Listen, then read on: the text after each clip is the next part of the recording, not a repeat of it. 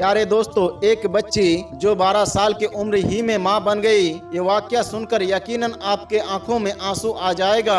पाकिस्तान के किसी गांव में नाजिया नाम की एक औरत रहती थी। नाजिया की 2 बेटियां थी। बड़ी बच्ची का नाम सना और छोटी का नाम आलिया था। नाजिया के शौहर असलम का टाइफाइड बुखार होने की वजह से अचानक इंतकाल हो गया था। शौहर के मौत के बाद वो अपने मायके चली गई, मगर नाजिया के माँ बाप भी आखिर कितने दिन तक अपनी बेटी नाजिया और उसकी बेटियों का बोझ उठाते। तो उन्होंने नाजिया से बात की कि बेटी नाजिया, हम तुम्हारी दूसरी शादी कर देते हैं। अल्लाह जाने हमारी कितनी जिंदगी है, हमारे गुजर जाने के बाद तुम किसके दर पर जाओगे।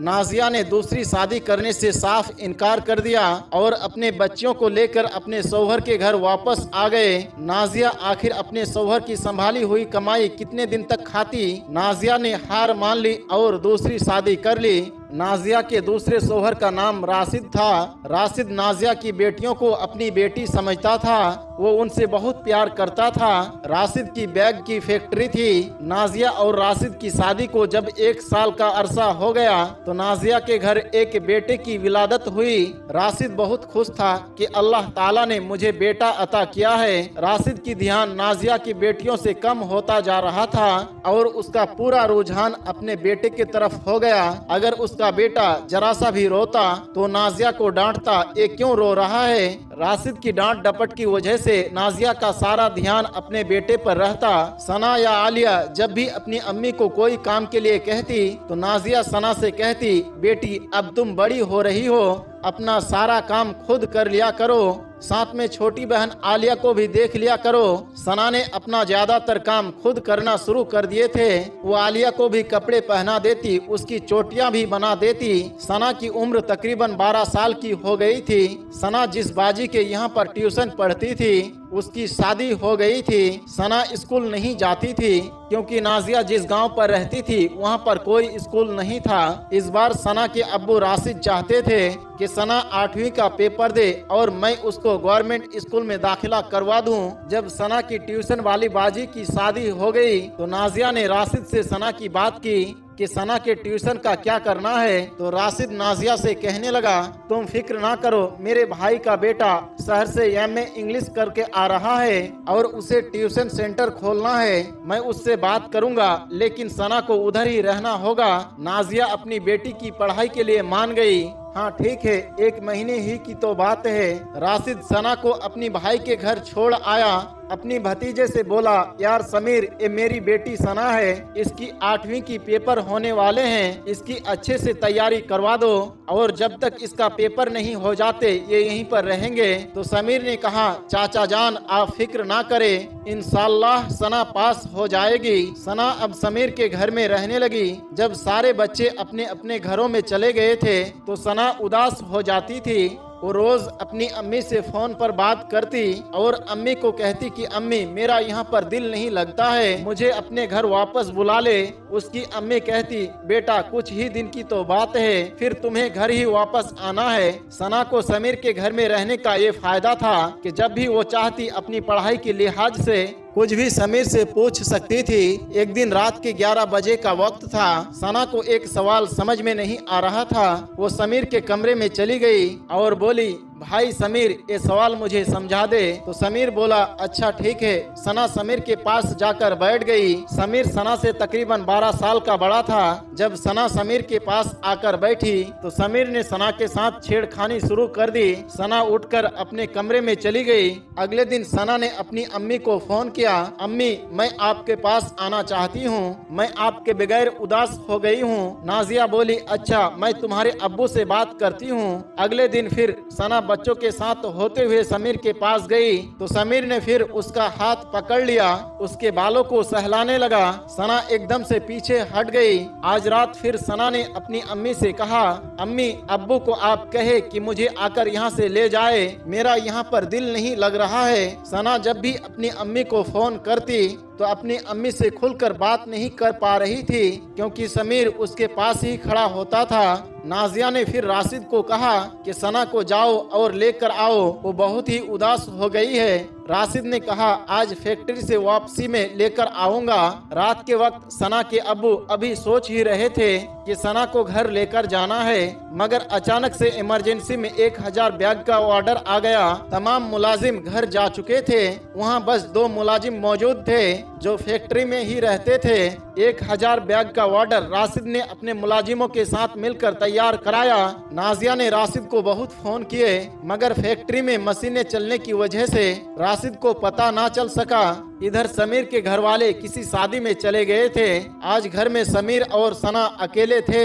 समीर सना के कमरे में आया और कहने लगा, सना क्या आज तुम्हें कुछ पढ़ना नहीं था? सना ने अपनी आंखें नीचे रखी। जब समीर सना के करीब आकर बैठ गया तो सना उठकर वहां से जाने लगी, तो समीर ने एकदम से सना को बेड पर धक्का दिया और उसको अपने हवस का निशाना बनाया। अगले दिन सना के अब्बू राशिद उनको लेने के लिए आ गए और बोले, मुझे तो लगता है तुम्हें पढ़ने में कोई दिलचस्पी नहीं है, जो रोज अपनी अम्मी को फोन करके कहती हो कि मुझे यहाँ से ले जाओ। तो राशिद के इस बात पर समीर भी बोलने लगा, हाँ चाचा जान आप सच कहते हैं, इसको पढ़ाई में कोई भी दिलचस्पी नहीं है। जिस दिन से आई है बस यही रट लगा रखा है, मुझे घर जाना है, मुझे घर जाना है। इस पर राशिद बोला, बेटा समीर मैं ही पागल था जो इनके शौक पूरा करने चला था। भला आज तक कोई सौतेली औलाद भी किसी की अपनी सगा बनी है? आज इस लड़की ने बता दिया कि मैं इसका सौतेला बाप हूँ। ये कहते हुए राशिद सना को अपने साथ घर लेकर आया। सना जब घर आई तो अपने अम्मी के गले लगकर बहुत रोए और अपने अम्मी को समीर के बारे में सब कुछ बता दिया। अम्मी पहले तो समीर मुझे 4-5 दिन तक छेड़ता रहा। जिस दिन घर में कोई नहीं था उसने मेरे साथ ज्यादती की। मैंने उसे बहुत रोका लेकिन वो बाज नहीं आया। नाजिया ने जब ये बातें अपने शौहर राशिद को बताए तो राशिद ने फौरन अपने भतीजे को फोन किया, समीर तुमने ये क्या हरकत की है? तो समीर बोला, चाचा जान आजकल तो कोई नेकी का जमाना ही नहीं रहा है। मैंने तो आपके साथ नेकी की थी और आपने मुझे ये सलाह दिया। अल्लाह जाने कि आपकी बेटी कहां से मुंह काला करके आई है और आप उसका इल्जाम मुझ पर थोक रहे हैं। राशिद ने उसकी ये बात सुनी तो उसने नाजिया से कहा, करवा दी मेरी बेइज्जती, मेरा भतीजा कह रहा है। मैंने तो ऐसा कुछ भी नहीं किया और ना ही मुझे इसके बारे में कुछ मालूम है। फिर राशिद अपनी बेटी सना को कहने लगा, ऐसा कुछ नहीं है, ये बस सना के ना पढ़ने के बहाने हैं, ये सब झूठ है। राशिद ने सना को एक थप्पड़ मारा और बोला, नहीं पढ़ने जाना है तो ना जाओ, कम से कम मेरे भतीजे पर इतना गंदा इल्जाम तो ना लगाओ। ये कहते हुए राशिद अपने कमरे में चला गया। सना अभी 12 साल की बच्ची थी। उसके साथ जो सुलूक समीर ने किया उसने साफ साफ अपनी अम्मी को बता दिया।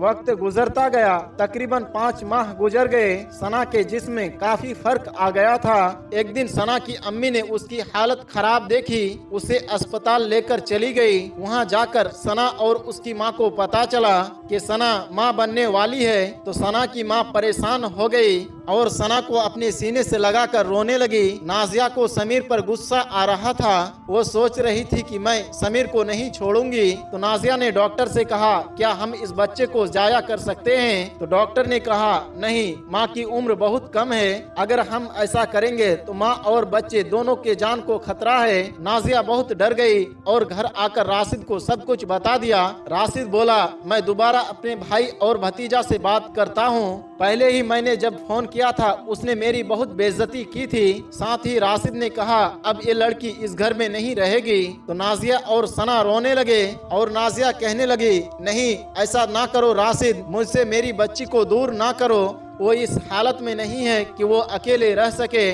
मैं उसे अकेला नहीं छोड़ सकती। राशिद मेहरबानी करके ऐसा ना करो। राशिद कहने लगा कि नाजिया, अगर तुम चाहते हो कि सना जिंदा रहे तो इसे इस घर से जाना ही होगा। मैं लोगों से बातें नहीं सुन सकता। लोग तो मुझे ही बुरा भला कहेंगे सोतेला बाप था, दिखा दी अपनी औकात। हम सभी के लिए बेहतर यही है कि सना इस घर से चली जाए और इसमें सना की भी भलाई है। फिर राशिद सना को अपने खाला के घर ले गया। राशिद की खाला कहने लगी, भला मैं क्यों इस बदनामी को अपने सर पर लूं? ले जाओ इसको यहाँ से। अरे भाई, लोग मुझसे पूछेंगे ये कौन है तो मैं क्या बताऊंगी? मेरी भी कोई इज्जत है कि नहीं? वैसे भी मेरा तो उसके साथ कोई रिश्ता नाता भी नहीं है। तुम तो फिर भी इसके बाप हो। जब तुम इसके बाप होकर अपने घर में रखने के लिए तैयार नहीं हो तो मैं भला क्यों रखूं। राशिद सना को वापस अपने घर ले आया और नाजिया से बोला इसका बच्चा जाया करवा दो। तो नाजिया रोने लगी और कहने लगी राशिद, मैंने पहले ही बताया था कि डॉक्टर ने कहा है अगर ये बच्चा जाया करवाया तो सना की जान को खतरा है। नाजिया ने सोच लिया था कि राशिद कुछ करे या ना करे, मैं अपनी बेटी को इंसाफ दिला कर रहूंगी। अगले दिन नाजिया सना को लेकर समीर के घर चली जाती है। जब नाजिया समीर के घर पहुंचती है तो समीर अपनी चाची नाजिया और सना को देखकर चौंक जाते हैं। समीर के चेहरे का रंग बदल जाता है। नाजिया उसके चेहरे का रंग देखकर अंदाजा लगा लेता है कि इसी कमीने ने मेरी बेटी के साथ ज्यादती की है। समीर के माँ बाप कहते हैं बहन बैठो। नाजिया कहती है कुछ नहीं, बस मैं इधर से गुजर रही थी, मैंने सोचा क्यों न आपका हाल चाल पूछते चलूं। उसके बाद नाजिया सना को लेकर घर वापस आ जाती है। नाजिया के जहन में कुछ चल रहा था, पता नहीं वो क्या था। नाजिया ने अगले दिन समीर को फोन किया और कहने लगी मुझे तुमसे मिलना है। जब समीर अपनी चाची नाजिया के घर आता है तो नाजिया बड़े प्यार से समीर से बात करता है, बेटा ये सना तुम्हारी अमानत है, तुम इससे शादी कर लो और इसे अपने घर ले जाओ। लेकिन समीर आगे से गुस्से में बोलता है किसी और का इल्जाम मुझ पर क्यों थोप रहे हैं। तो नाजिया भी गुस्से में बोलती है बल्कि ये किसी और का इल्जाम नहीं बल्कि तुम्हारा अपना गुनाह है और तुम्हें ये कबूल करना ही होगा। ये गुनाह तुमने किया है, बोलो तुमने मेरी बेटी के साथ ज्यादती की है या नहीं, वरना मैं सबको बता दूंगी। नाजिया अपनी मोबाइल में ये सारी बातें रिकॉर्ड कर रही थी मगर इसके बारे में समीर को कुछ भी नहीं पता था। पहले तो वो माना ही नहीं, फिर अचानक गुस्से से बोला हाँ मैंने तुम्हारी बेटी के साथ ज्यादती की है, बोलो तुम क्या करोगे। मैं तो लड़का हूँ, मेरा तो कहीं न कहीं पर शादी हो जाएगी, लेकिन तुम्हारी बेटी की बदनामी होगी और तुम्हारी बेटी के साथ कोई शादी भी नहीं करेगा। जाओ बताओ, बोलो सबको मैंने तुम्हारी बेटी के साथ ज्यादती की है। ये कहते हुए समीर वापस जाने के लिए मुड़ता है। नाजिया को समीर की बातें सुनकर बहुत गुस्सा आता है और नाजिया पीछे से उसके गर्दन पर छुरी मार देते हैं और समीर की मौत हो जाती है। उसके बाद नाजिया अपनी बेटी को साथ लेकर अपने बहन के घर आ जाती है। अपनी बहन को अपनी बेटी की सारी दुख भरी कहानी सुनाते हैं। ये सब सुनकर नाजिया के बहन को बहुत दुख होता है और वो सना को अपने घर में रख लेती है। उसके बाद पुलिस नाजिया को समीर के कत्ल के जुर्म में पकड़ लेती है। राशिद को जब ये पता चलता है वो नाजिया से थाने में मिलने जाता है। जब नाजिया से मुलाकात होती है तो उससे कहता है तुमने ये सब क्या कर दिया। तो नाजिया ने मोबाइल में की हुई रिकॉर्डिंग राशिद को सुनाता है। तो बोला अगर मुझे बताती तो मैं खुद उसे देख लेता। तो नाजिया बोली आपको तो बताया था लेकिन आपने कुछ भी नहीं किया। मुझे अपनी बेटी की बहुत तकलीफ थी, इसलिए अपनी बेटी को इंसाफ दिलाने के लिए ये सब मैंने किया है। थाने के अफसर ने नाजिया की रिकॉर्डिंग सुनी तो उसे भी बहुत दुख हुआ। फांसी और उम्र कैद के बजाय